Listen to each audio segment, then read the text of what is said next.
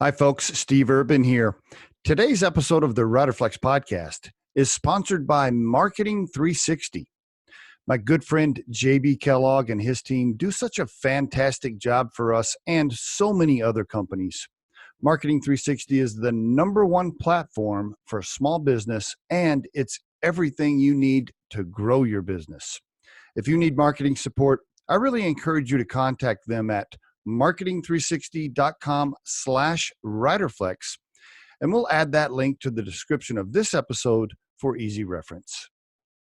On today's Riderflex podcast, happy to have Liron Brish on the show. Liron, how you doing? Excellent. Thank you for having me. Appreciate it. I can't wait to hear the story about Farm Dog. I looked it up online and did some homework. And by the way, I live in northern Colorado, lots of farmland.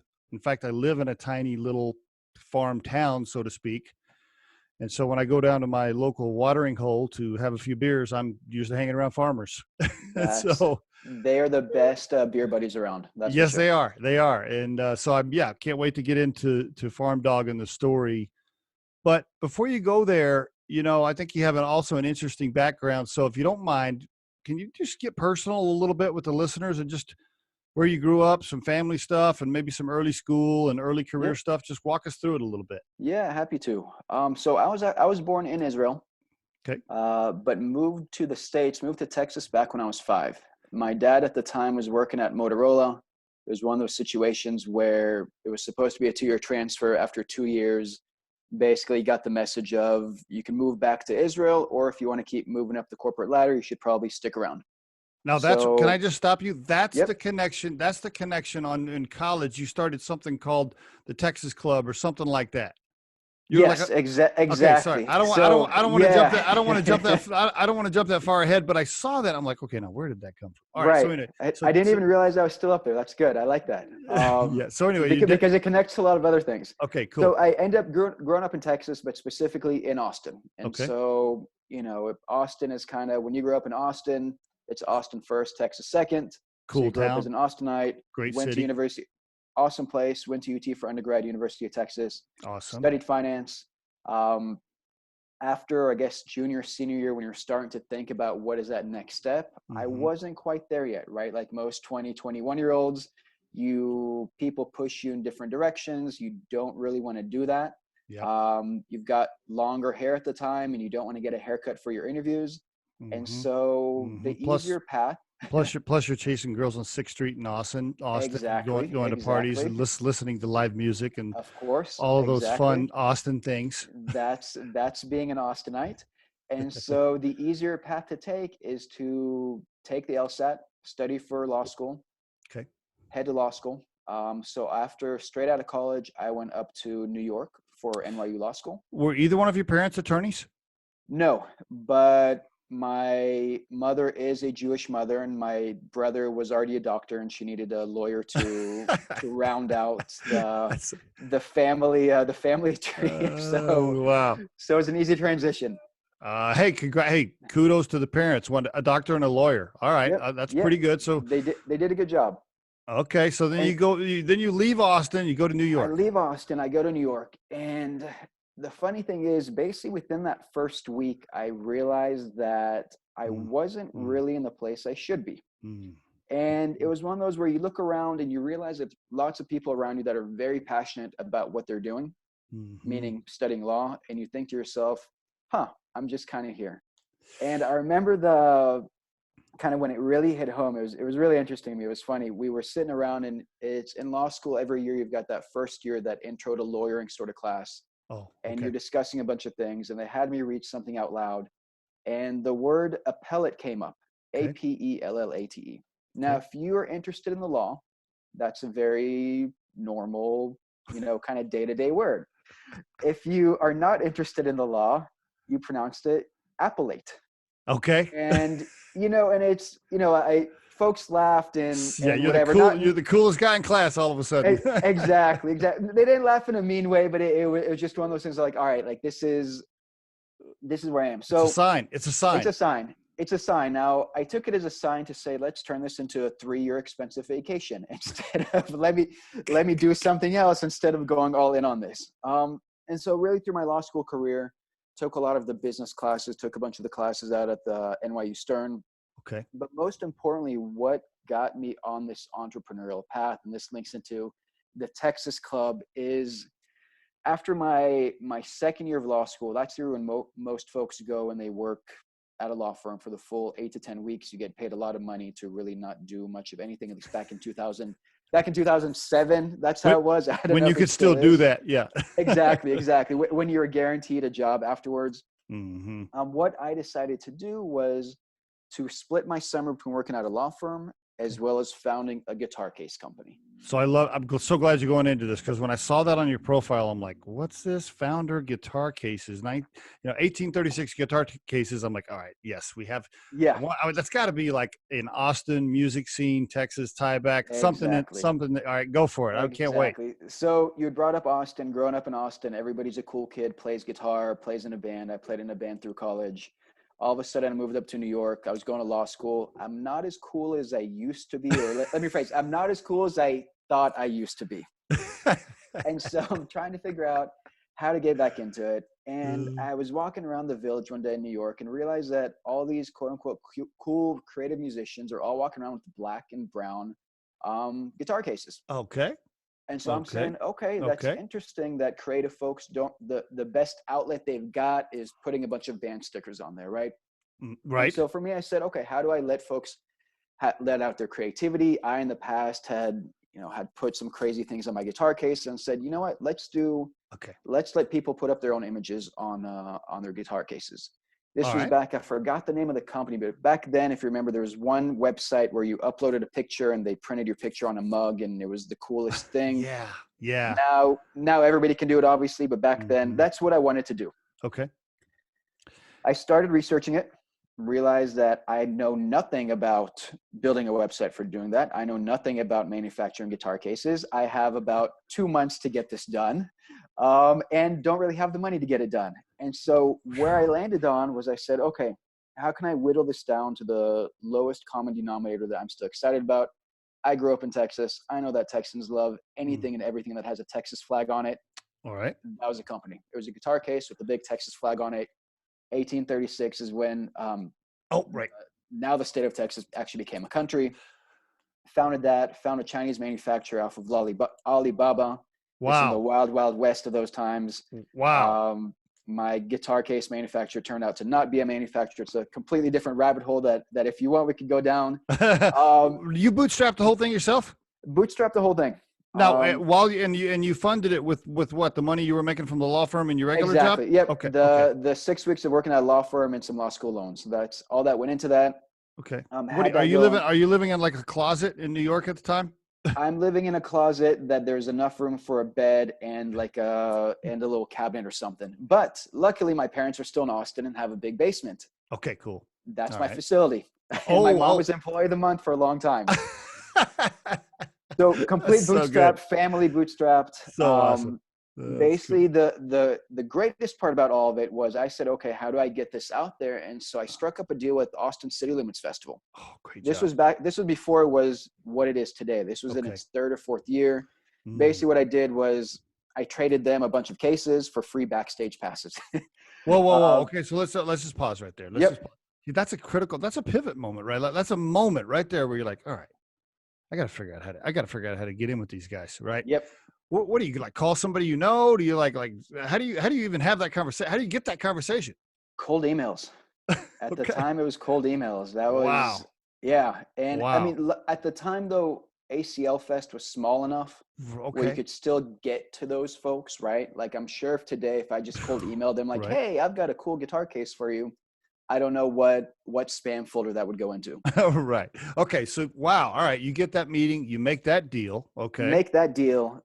That ran for a good 3 or 4 years. My guitar cases went out to Bob Dylan, Willie Nelson, Robert Plant of Zeppelin. All these guys have my cases. I don't know where they are, but they've got them. Wow. I was hanging out backstage, and kind of where all this leads to it, which is my favorite part, is my mom was telling this story to a friend of hers about a year ago, even less, in Austin.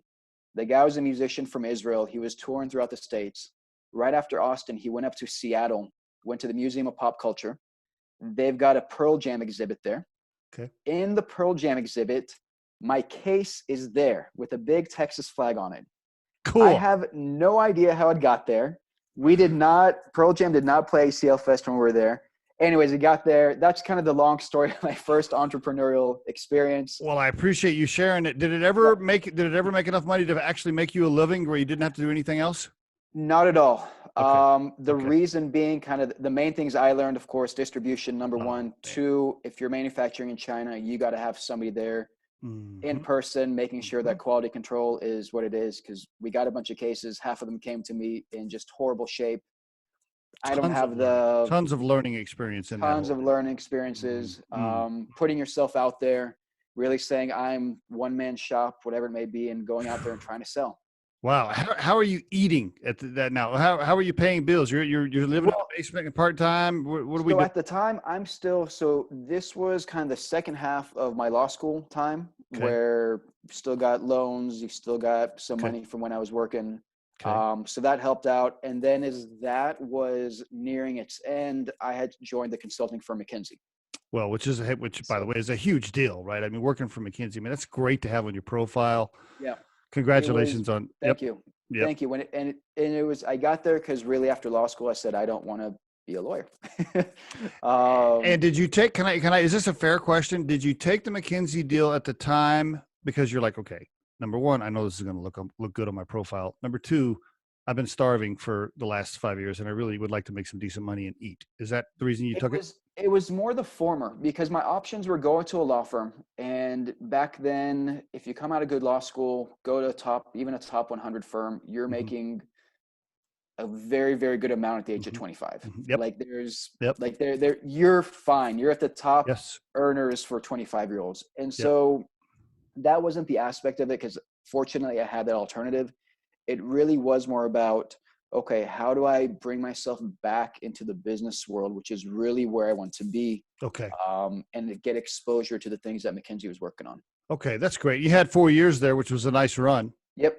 And then during that whole time, the entrepreneurial bug is just down inside, just slowly eating away at you, or what? Eating away at me. And I mean, even at Mackenzie, at a certain point, I hired some freelance Uruguayan developers to develop a basketball app for me. But the whole time, but then it got to one of those points where, okay, I got the app. How do I distribute it? I'm working way too much as a consultant, but really it was eating away at me because I was tired of trying to solve other people's problems. Gotcha. Right? You go, when you're a consultant, you go to people and say, hey, here are your 5 options. Out of these 5, these 3 are probably the best. And within those, you of course decide, you're the client. This is kind of the recommendation. But at the end of the day, I went home and the client made the decision. Mm-hmm. Yeah. And plus you had already had that taste of being a little entrepreneur with the guitar. Okay. Exactly. So I needed that. The great thing about my time, there was a few things. One, I met the most incredible and smartest people. Yes. Yep. Many of which are entrepreneurs today. We kind of buddied up in terms of, okay, where do we want to go from there? So these are folks that are still my mentors. Awesome. Today. Second aspect was got exposure to a lot of technology and how it can affect the other industries. So I was working with some smartphone companies back in 2009. Right. Back then we were still asking the questions, how pervasive will touchscreens and mobile phones be for every industry, right? Back then we were using our iPhones essentially as a sexier iPod. Mm-hmm. Right. And we're trying to figure out where can go. And then importantly as well, during that time, I worked on fruit and vegetable supply chain. Boom. So there's the tie. All right. Exactly. There's a tie. And at the same time became a partner in a couple farm to fork restaurants down in Texas, just by virtue of being friends with the guy who started those. And so I call those my formative years in terms of leading me to where I am today. Yep, absolutely. A lot of pieces in there tied it together for you. So, and then at some point, so the technology piece is there, the farm to table, the ag piece is already starting to tie in. How about the drone? Because go tie that in there. So you can easily create a story that says I got from point A to point B in a straight line. Yeah, and it was like a plan that I had years ago. I was doing agriculture and technology, and that's how I got to Farm Dog. I knew exactly what was going on. obviously not. So I left Mackenzie knowing I wanted to do a startup. That was about it. Okay. And I love it. Startup, Bro. whatever Love that it. means. And I left. Did you quit there with I quit. no income? You just I like, quit. I'm going to quit and start something. I quit because as a consultant, the challenge there is you do a new project every 3 months. And you're working a shit ton. I mean, you're working a lot. You're working too much. You don't have enough time to really think about, to be creative, right? Yeah. But then it's also because you're doing a new project every 3 months, it's very easy to tell yourself, hey, the next project will be what I want to do. Did you quit? I guess you had a little money saved up, not to get too personal, but I mean, how did you eat? So my friends would always laugh at my choice of food while I was making a good amount of money. Basically they said I was eating like a hobo. Okay. The reason being is because I knew that eventually I would be in the startup world and I would need to have that money saved up. Good for you, my man. Okay, great. All right. So left to do a startup. Sorry, go ahead. Yeah, no, you left to do. So you quit. Now, with the day you gave your notice, did you know what the startup was going to be? Hell no. No. I got, and the worst thing was I left with another McKinsey consultant, and the worst way to start a startup is to get two consultants around the table trying to think up of a good idea. Because I'm visualizing you guys at the bar for happy hour, like, yeah, we just quit our jobs. We're going to do something, and the waiter comes over. The waiter comes over and says, what are you guys going to do? We don't know, but yeah. But I'll take another shot.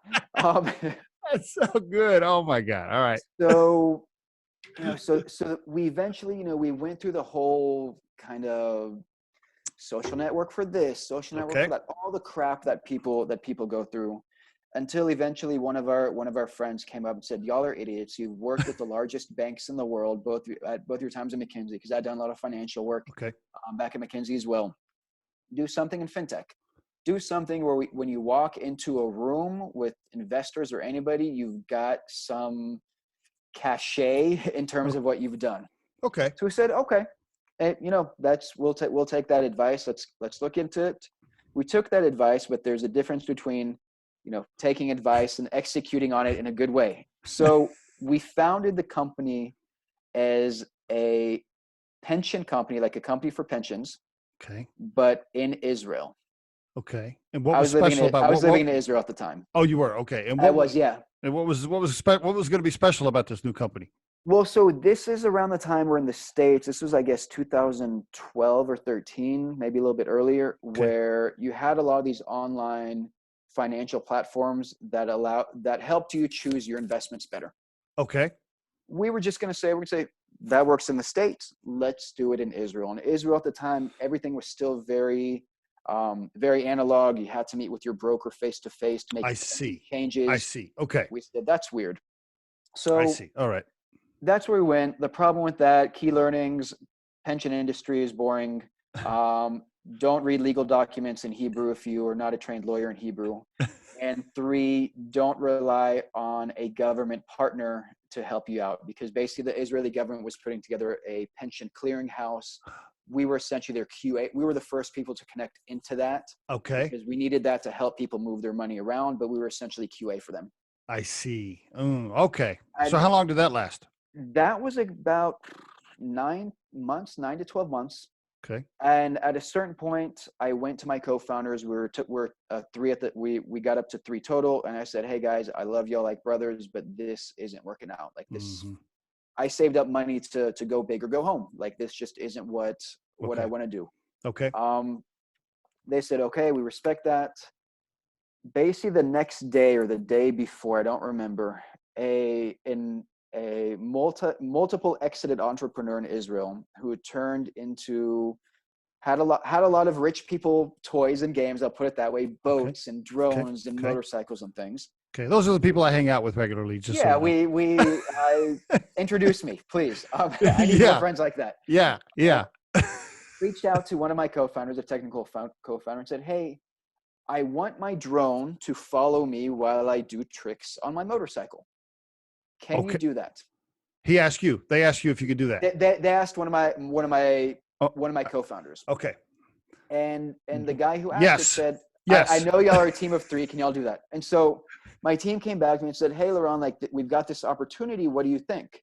Because I'd already told them that I don't want to work within the company anymore. Right. And I said, you know what? First of all, I don't want to screw up this first meeting for y'all. If the guy's expecting 3 people to show up, I'll show up. Why not? I have nothing to lose. Why not?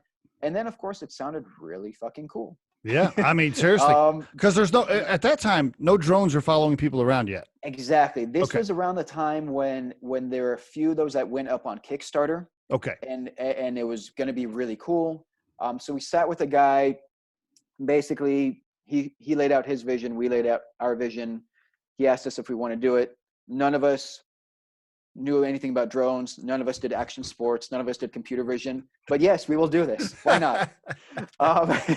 Sounds like fun. Oh, man. Is that Mark Cuban or who is that? That's like, just say yes and then go home and draw it up. You'll figure it out. I think it may be Richard Branson. Maybe that's Richard Branson. I think it's Richard Branson. Just say yes. Yes. Just say yes and figure it out. We can do that. So I rejoined the team. The guy sponsored all of our drones, all the hardware, and we started building. Did he sponsor your payroll? No. Okay. So, all right. So he seed cashed it for you. He gave you the seed money, but not for payroll. So exactly. So you're still working for free at this point. Still working for free. Not kinda. Definitely. Definitely working for free. All right. But could you live on one of his boats? Could you hang out on one of his boats? Hey, we just want to hang out over here. That was a goal. We would distract him with the drone while we take over his hacienda. So we started building on that prototype. Awesome. It was following us around, kind of, sort of. I would wear a red shirt in a green field. I'd run through the field. The thing would follow me, videotape me. Awesome. But you had to pay developers. You had to have some we had 3. We were a team of 3. Our CTO was really, he built most of it. Myself and the other co-founder split up some of the other duties. If in hindsight, is that the team that I would put together to build a computer vision drone platform? No, not at all. But it is what it was. Okay. Then we ran into trouble when we tried to raise. The reason being, we were in Israel again. Okay. When we tried to raise with Israeli VCs, they didn't believe in the future of commercial drones. They said, hey, this is great. Why don't you do this for, defense industry or something like that? We said, there's enough people doing that. That's not what we're interested in. Mm. When we tried to raise in the States, folks said, this is awesome. We believe in the future of drones, but you're too early and based out of Israel for us to invest. Okay. So, can I take a pause right here for the listeners, just for their own education? Now, at that stage, you guys had been working on that for how long? When you tried to raise cash, when you said, hey, we're going to try to raise cash, how far in were you? Timeline. For the drones, we were within 6 to 9 months. Did you reform a different company for the drone company, or did you guys still have your same entity from before? Same entity. It was a pivot from pension technology to drones. Okay. So the same company per se. And it was you 3. Did you all have a third ownership in this entity? Yep. The guy that gave you the seed money to get some of the stuff going, he took a decent sized piece when you guys. He had not taken a piece yet. That was something that basically we had not agreed to yet, which was in hindsight probably not the best way to do it. But it's not a problem until it becomes a problem, because the company wasn't worth $1 billion. It never became a problem. Okay, but when you went to where I was going with that was when you decided to raise cash. Did you have like a clean operating agreement and a clean cap table, and you're all like everything's you're feeling good enough to go in front of investors and like, hey, we have our documents together here. Definitely. Okay. Yeah. Everything was clean. That's good. Yes, Good. On that. Okay. Yep. Just curious about that. All right. Yep. So what'd that feel like the first time you got in front of somebody and said, hey man, can you write me a check? And they slapped me across the face and kicked me out. The first few times it was painful. By the 100th time, I tell the love of my life today that she's lucky that she met me before I went through all this, because by now I'm so used to rejection that, I would have been that guy that goes and talks to 1,000 girls at the bar until he hits. That was not me beforehand. By the way, let me take a pause there, because I lived in Austin for a while, and it was between my first and current wife. So I'm divorced at the time in Austin, and we used to go to the honky tonks and 2-step and swing all the time, because that's how you could pick up chicks. Yep. And I was one of those guys. I would just walk up and go, "You want to dance?" No, okay. Then I just go right to the next one, right to the next one, right to the next one until somebody said yes. I had 2 or 3, shots of tequila before I started Yep. doing that, so I felt really brave. But anyway, so all right, so you're asking for cash. You're trying to We're going raise. asking for cash, not working out. Okay. We're not able to raise. Went back to my team, and we kind of had those, the come to Jesus talk on what are we doing here, Yep. right? Yep. And at the time, so I was still, I guess, 32, still had a lot of money saved up. Okay. I was saying, listen, I'm doing a startup to go big or go home. Was there any patented special stuff with the drone you did build? Anything you could sell We or? hadn't patented it yet, but it was trade secrets at the time because we didn't have the cash to patent anything, right? Okay. So Gotcha. at that stage, it was we'll build it, we'll not communicate to the world how we've done it, so we're not at risk of releasing it. Okay. And so I was at a go big or go home stage. My other co-founder was, I think, 36 or 37 at the time, married, 2 daughters, just bought a house. He needs to put food on the table. Yep. And the other co-founder was younger, I think 24, 25 at the time, living with his parents, needs to earn cash to get his own place so that he can go out and have fun in life. Okay. And how old were you? I was 31, 32. All right. Yep. You're like, all right, I want something to hit. Okay. All right. Exactly. I'll put it this way. Yes, obviously always want something to hit, but I at least want to go at bat and know that I can try for the home run. Mm-hmm. Yeah. If I'm going at bat and it's just like a single every time, I'm not going to waste my time. So that's a really good point for the listeners. That's a good pause right there. If you are in a startup or you're trying something and you're not generating revenue, and you've gone 6 months or a year or whatever, and you don't have cash flow, you can't even pay yourself a little bit. I mean, don't keep pounding your head against the wall. Either pivot or do something else. And I think that's good advice. I'm all about following your passion, and I think that's critical, but you got to eat eventually. Yep. And so great job on your part to say, hey guys, I love you. You're my buddies for life, but I got to go. Yep. Okay. And so I went, and then it was a moment of truth for me to figure out what I want to do. Okay. I was still living in Israel at the time. It was either do another startup, but we've got money issues, right? Mm-hmm. Or go into the corporate world. If I were to go back into the corporate world, I didn't want to do it in Israel. I want to do it back in the States. Salaries are orders of magnitude higher for the same amount of work. Why put yourself through having a boss if you're not going to get paid what you're worth? Ooh, there's another good tip. Love that. All right. And then, I'll skip over a few parts. Okay. And got to Farm Dog. So basically my former co-founder who had done satellite imagery in the Israeli army had learned about drones, played around with drones, was interested in doing something with drones with agriculture, reached out to me through, I don't remember, it was actually through the website of the drone company because it was still live. I see. Said, hey, interested in potentially partnering up with y'all. And I told him, company shut down, but let's meet up. I'm happy to give you the Dropbox.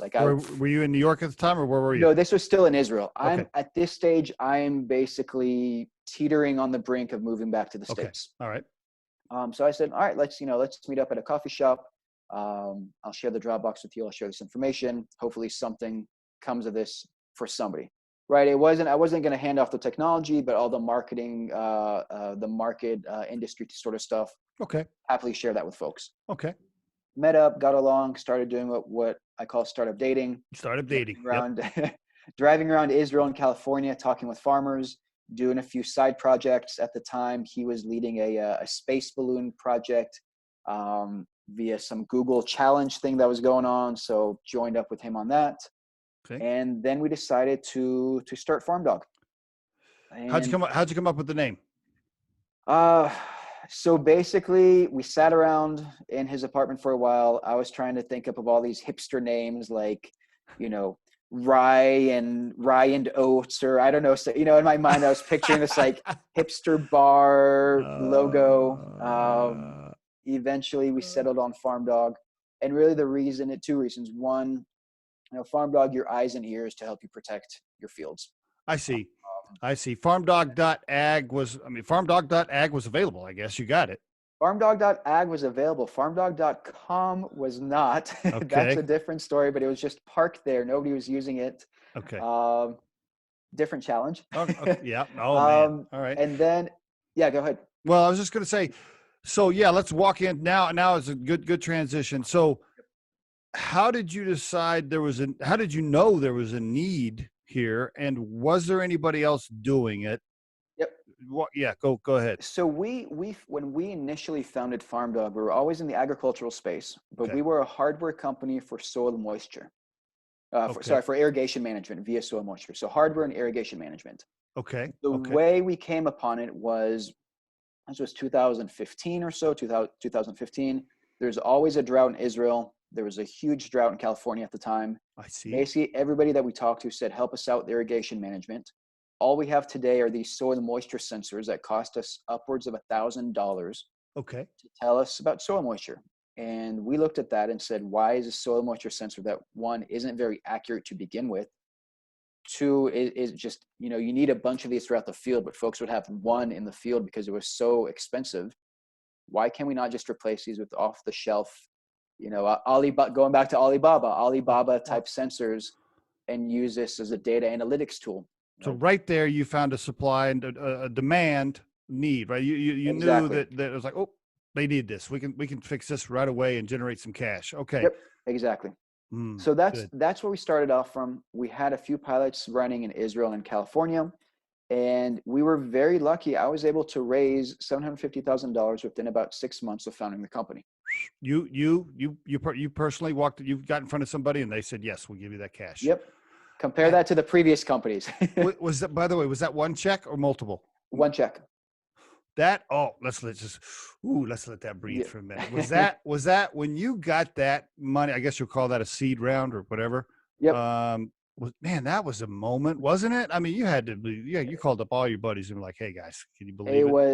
It was an awesome moment. Congratulations. Congratulations. Yep. That's a big deal. Hard to do. Hard to do. It was a great moment. It helped us, and we raised on that. We hired our team. Good job. Good job. Were you married? Were you married when you raised the 750? I was not. No. Okay. No. All right. I was just curious. Okay. So wow. All right. So you got the cash raised. Now you're paying yourself something. Paying something enough to cover about 80% of my expenses. Something. So, one of the things that we, so I'll get back to that. So basically 6 months after that, we realized we were doing the completely wrong thing. I'll cut to the punchline. Oh, got it. Wow. Okay. Time for pivot, which is okay. I think that happens to so many startups, and it's important to do it. Yeah. Talk to us about it. It was great. Yeah. So what happened was, the first conference we went to, we were one of 3 companies doing what we were doing, which is soil moisture sensors. 3 months later, we were one of about 20 companies doing this. Okay. And so obviously, with hardware is always going to become commoditized, right? GoPro is commoditized at this stage. Everybody knew it was going to happen, just nobody knew when exactly. And so here also we realized that this is becoming commoditized much faster than we expected. Secondly, the long-term or the vision for what we're doing was, we're telling farmers, hey farmer, put our sensors in your field. We'll collect data for 2 or 3 years. And in 2 or 3 years, we will theoretically give you some insight that will help you with irrigation management. Okay. All right. Now, you said you live in a farm town. What do you think happens when you go to a farmer and said, hey farmer, pay me now for something that maybe in 3 years I'll be able to give to you? That's that old scene in like a saloon when you get thrown out of the saloon doors. Exactly. And they swing back and forth. Exactly. That's what happened. And so the key learnings for us from that were twofold. One, it's always funny to me to say it in hindsight, is you got to have a day one value prop. Like if you're selling something, you got to give up value, right? And another good point. Yep. And it's funny to say because it's so simple. Mm-hmm. But we learned that. And then from an adoption perspective, there are some adoption perspectives that we learned in agriculture, hardware versus software, a bunch of things that are probably not relevant to folks that are listening. But we stopped. Okay. We stopped in our tracks, went back to our growers and agronomists, said, hey guys, we've got money, we've got a team, and the generic help us help you. Okay. That's good. And you're not out of cash yet at this time or anything crazy. Not out of cash at all. So that was one of the, I'm still not sure where I fall on this line, because there's a line of thinking that says, if you raise spend and learn really, really fast. And learn really fast, and either you're in or out within 6 months. Yeah. You can't really do that with Nah. agriculture. In a lot of places you can do it. You definitely Yep. can't do it in agriculture, where you're, stuck with nature's cycle. Yeah. Yeah. Yep. And I've had some recent entrepreneurs on the podcast that have said, yeah, I'm not, I've had some recent guests that said, hell, you don't even know anything till your third year. Exactly. And so luckily, you'd asked about what salary I was pulling. Luckily, it was low enough where it gave us the flexibility Right. to start something new. Okay. So you pivot. And All right. so we pivoted, and that's how we landed where Farm Dog is today. Give us that. So let's start. Give us the Farm Dog Today overview. Yep. Farm Dog helps growers use less pesticide. Period. That's your mantra. That's it. That's a mantra. The way we do it is we start off with a day one value proposition that gives farmers time savings and improved communication. So it's essentially a data management tool, really helping folks move from pen and paper to our tool. Over time, as we collect that standardized structured georeference data from the fields, we're able to give our users data insights, such as which treatments work well or less well in your field. Okay. When are you going to have an outbreak? What's going on around you? And so it's this short-term value prop combined with the long-term vision, which is, I think, the key to what we're doing here in the agricultural industry.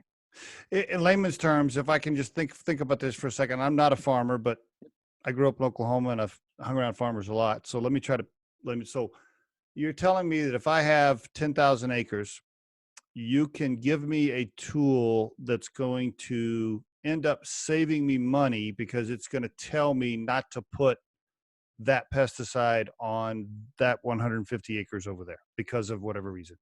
Exactly. Did I get close?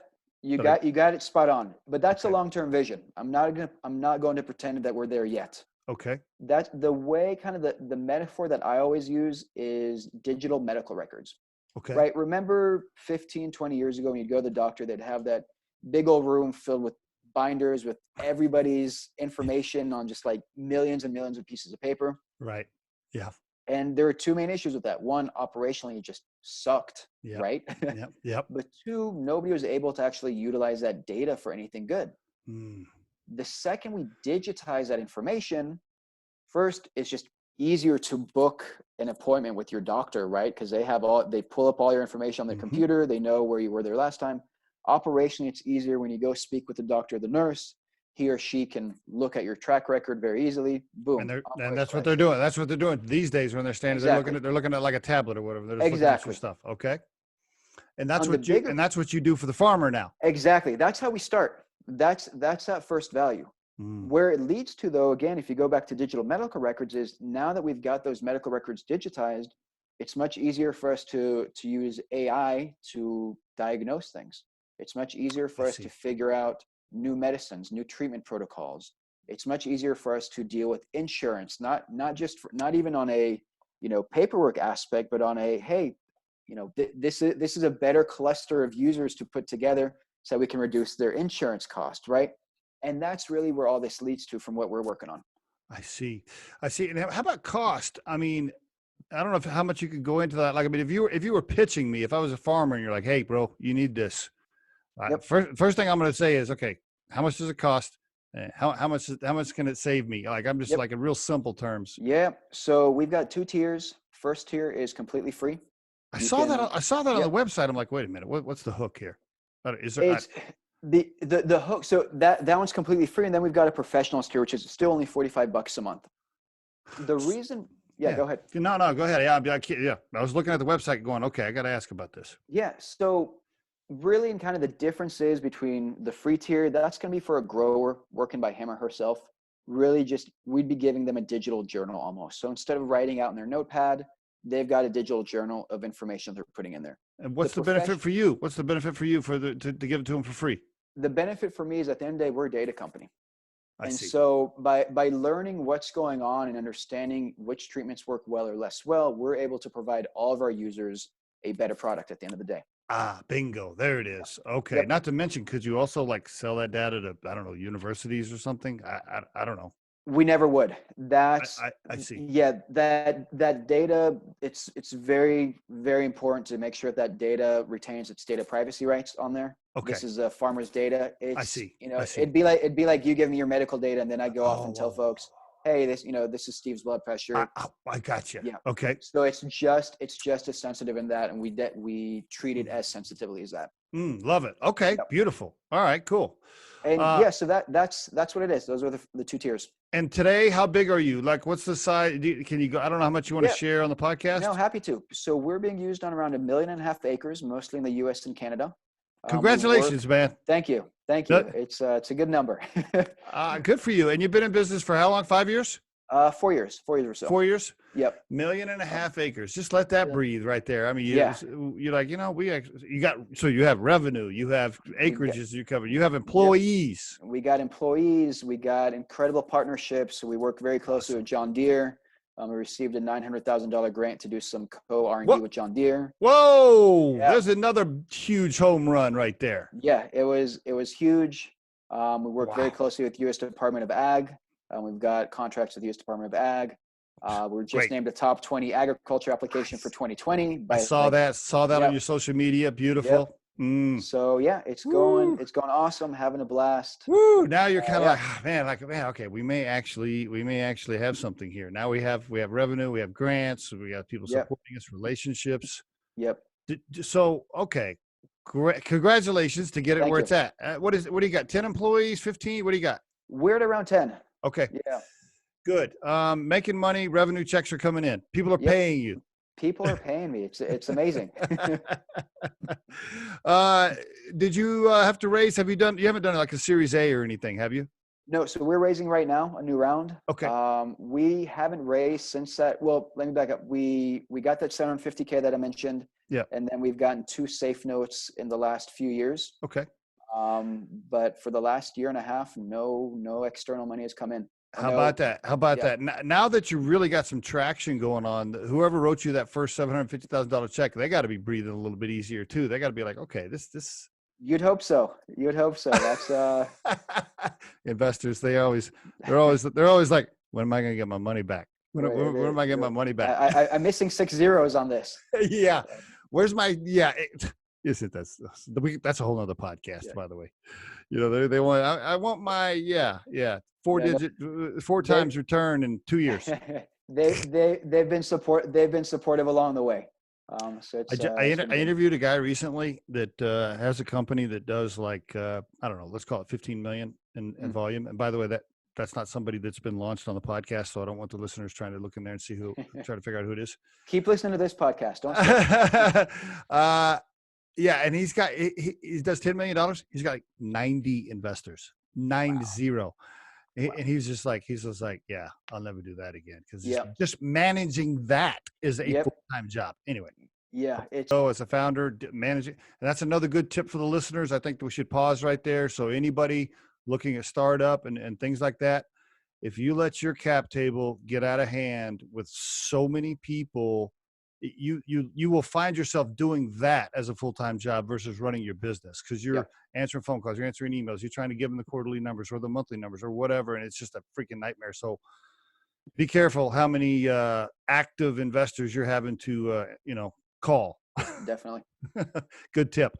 All right, great. Well, congratulations on what you guys have built. Can I ask you a few, really, I mean, you know what I love about, before I ask you to give some advice to the listeners, a few more pieces of advice on specific questions, I just want to say what I would feel comfortable with if I was a billionaire with some, ton of cash to give away. What I would feel great about your profile is you have been through the shit, right? I mean, you've started several things. You know what it's like to fail. You know when to pivot. You've experienced how to do that. You've experienced how to bootstrap it. You've lived in closets and in the parents' basement. I mean, you hustled your ass off. Yeah. You're not just an NYU graduate that had an idea and somebody gave a bunch of money to. No, right. You got some scars on your on your chest, and you got some, and I love that. And your people skills are awesome. I mean, Appreciate that. I could see you walking into little Johnstown, Colorado, where I live, and walking right down to the bar with me where some farmers live, and you would just be like, "Hey man, let's talk." And I could see you doing that. Yep. That's the Austin coming out in you, by the way. And I can even give them the Texas accent if need be. That's I love that about you, man. I love that about you. And I'm sure that's how while it was a good idea, and I'm sure there's a major tech play, they're investing in you, right? And your co-founder. I mean, they are looking at you going, okay, I'm depending on these guys to do the right thing. And I could see where knowing you now. There's one thing I would add to that. And this is something that I've learned along the way, and I'm still trying to figure out the right balance is like you said, investors love the folks who have been through the shit. Yep. And initially when I started telling folks a story, I over leveraged on that. And so by the time that I got to like, okay, this is Farm Dog today, I'd gotten rejections. People say, yeah, you've pivoted so many times that, we're not sure if you're going to stick on this. Okay. And I would say, wait, hold on. Like those are completely different companies. Right. And so it was a learning situation for me to figure out how to tell that story so that folks say, all right, this guy's can hustle and work hard, but at the same time, this is it. That's good. Fall in here. That's really good. That's really good, Liron. Yeah. My visual is like, hey, I'm going to show you a few scars on my arm, but I'm not going to like raise up my shirt and show you all the ones on the back. Yep. I love it. I love that metaphor. Oh, that's good stuff right there for the listeners. Okay. How about a couple of big time, as we wrap up here? Yep. I just graduated law school. I think I want to be an entrepreneur. I got a semi good idea. What advice do you give that person today? What would you tell them? They cannot go back in time and not go to law school, right? That's the limitations of this. Well, for this one, yeah. Let's say that the law school and they got an idea. I think a few things. One, if you are, if you have that idea but don't yet have the money or whatever it may be, make sure that in your legal work with entrepreneurs.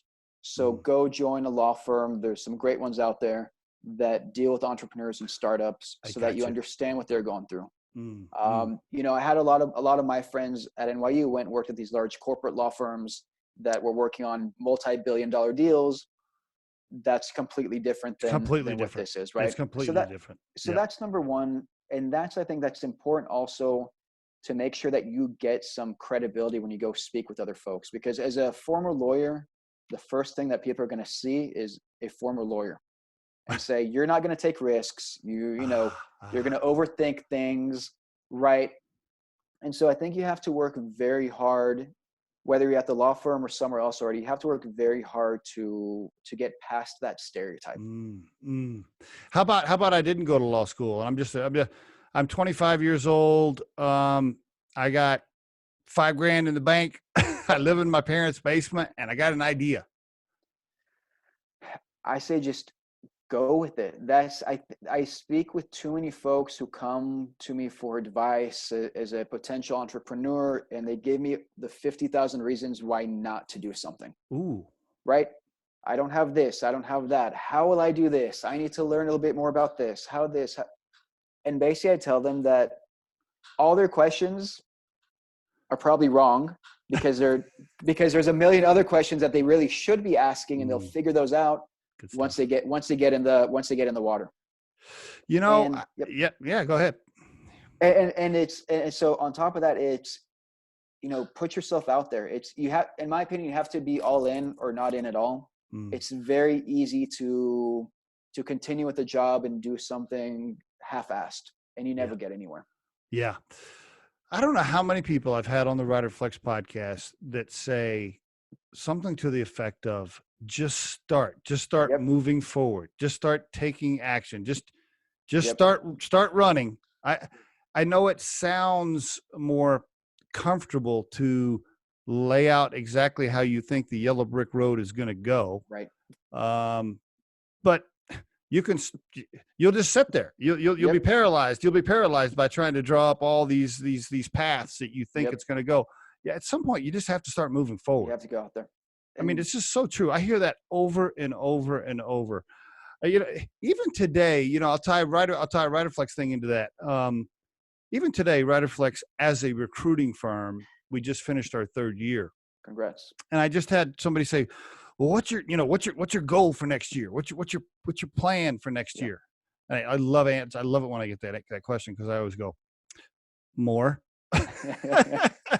Yep. Not that you shouldn't have some type of goals, but the point is, stop worrying about having the perfect plan. Just start moving forward. Start moving forward, because as an entrepreneur, what you'll learn is most people don't have the balls or the guts to move forward. So if you just start moving forward, you're already going to leave behind 90% of the pack is going to be behind you. Yep. Exactly. That's the key one. I think the second one that I would add is, don't be afraid of looking like an idiot.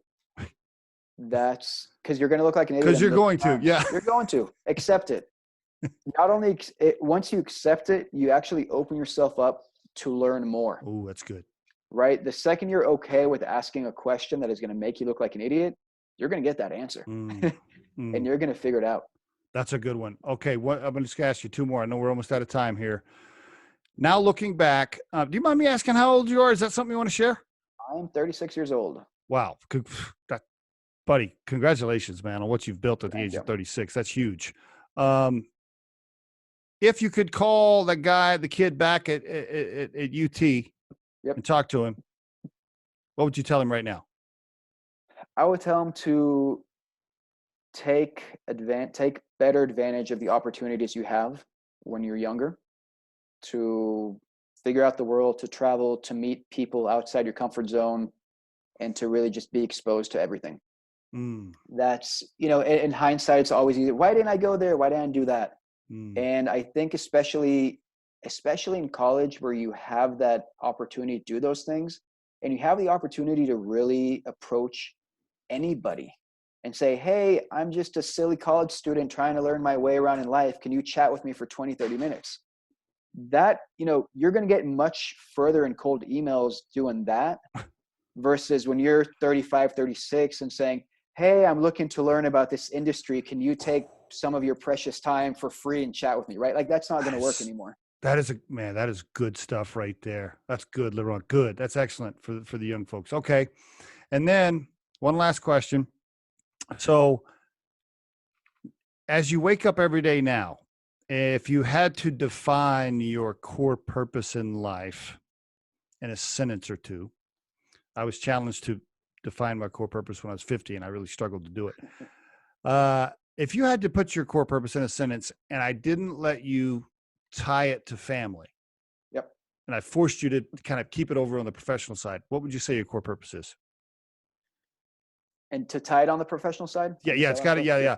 Don't try not to tie it to family, because usually most people are like, well, I want to take care of my family.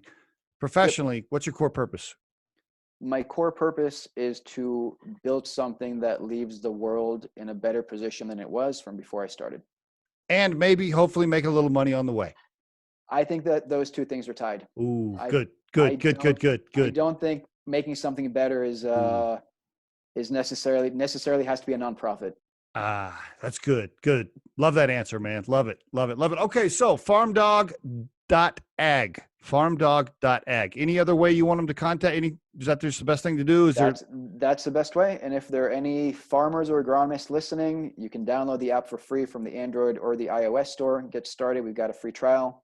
And would love to hear from you. Oh, so there's a free trial too, even on the paid version. Exactly. Yeah. Oh, that's good to know. Okay.